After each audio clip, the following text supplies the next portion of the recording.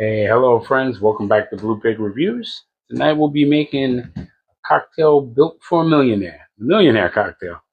Something I guess a millionaire would drink. And the Millionaire Cocktail is a bourbon-based cocktail, so we're going to pick a good bourbon. We're going to need a good bourbon. I picked Russell's Reserve 10-year from Wild Turkey. Runs about $40, maybe $45. 10-year bourbon. Nice nutty profile, sweet caramel profile. You can use your choice of bourbon. That's what I'm going to use tonight. You're going to need Grand Marnier. You can find on your shelf in various sizes. This is a little size. Because I run through these, I got a bunch of them. I got to knock them out. You can use another orange liqueur, but it really won't be a millionaire cocktail without Grand Marnier. And you need freshly squeezed lemon juice, which I got already squeezed and filtered before I ran it to you guys. So you don't have to watch me filter it. And a great grenadine. You can make your own if you can squeeze pomegranates and boil them with syrup. But here I'm using lava. Pick up on Amazon for under 20 bucks. Ever since we tried lava, it's been the grenadine that we've turned to. Nice pomegranate taste, not as sweet as most. In some cocktails, if you think it can't go up against the sourness of a cocktail, you can bump it up a little bit. It's probably because it's so natural, so just pomegranate juice. Great stuff. Good absinthe. I'm using absinthe, 110 proof. Usually use this for a rinse. But in a lot of classic cocktails, it's the actual standard ingredient. It adds its own flavors, herbalness, and heat to a cocktail, and it definitely will add it to this. And it's a shaking cocktail because it has juice. So we need a shaking tin full of ice. Get our shaking tin out. We're going to start, and we need an egg.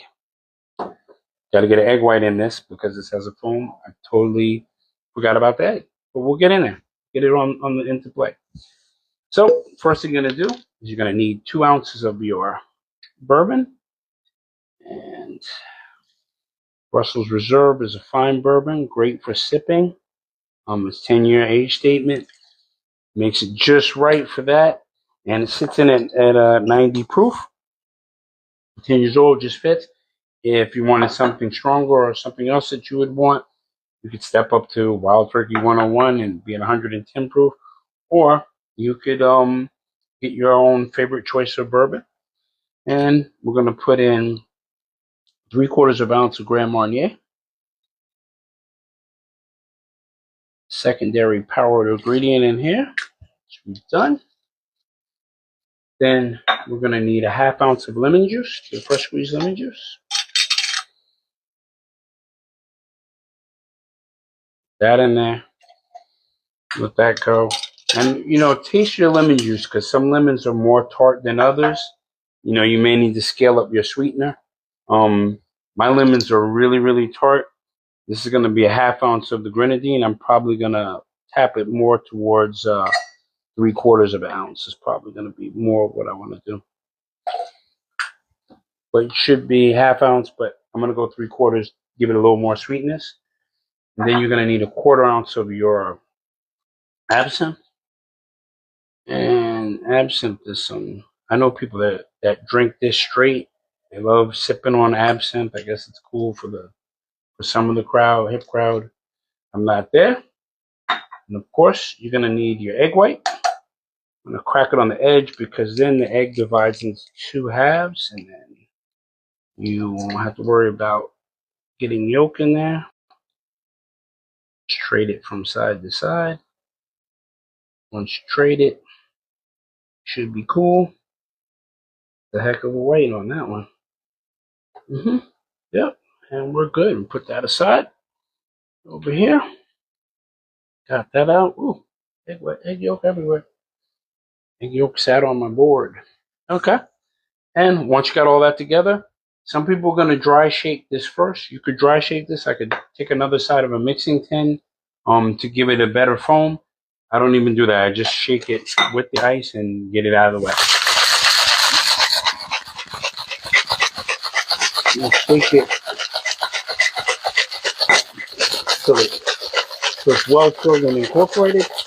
The ice on the outside, good foamy head.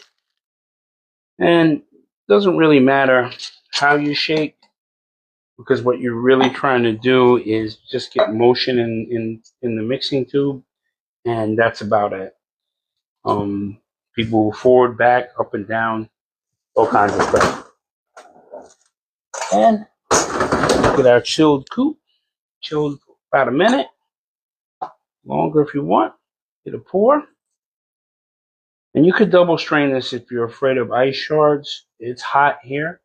So when that happens, I leave the ice shards chilling because they tend to help keep the drink cool.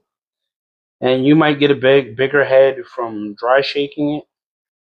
This one has enough of a head on it that I can see. And we're going to garnish this bad boy here with an orange peel because I used Grand Marnier. And what I'm going to do is take a little skin with my Cutco knife. Get it on my board. And a bit of lining. And express a little orange oil over it. And I'm going to make a slice in it. And just give it a wing on the edge. And there you have it, the Millionaire Cocktail. Give it a taste.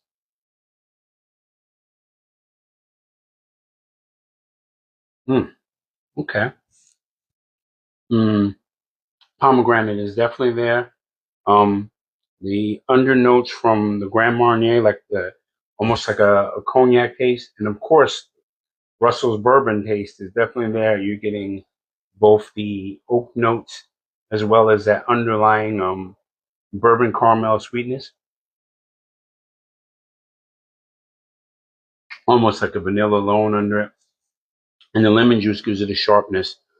And this is not the sweetest cocktail, but it's sweet enough. I'm glad I stepped up the moan in the pomegranate to 0.75 because my lemons up here are incredibly sour. Great cocktail. And like I said, it tastes good, and you're drinking good, and it's all good. And everybody who wants to be a millionaire, you can be a millionaire without being on the game show or doing any work by just putting this cocktail together. So go out, be a winner, be a millionaire. Go in and check my bank account while I sip this cocktail and be disappointed.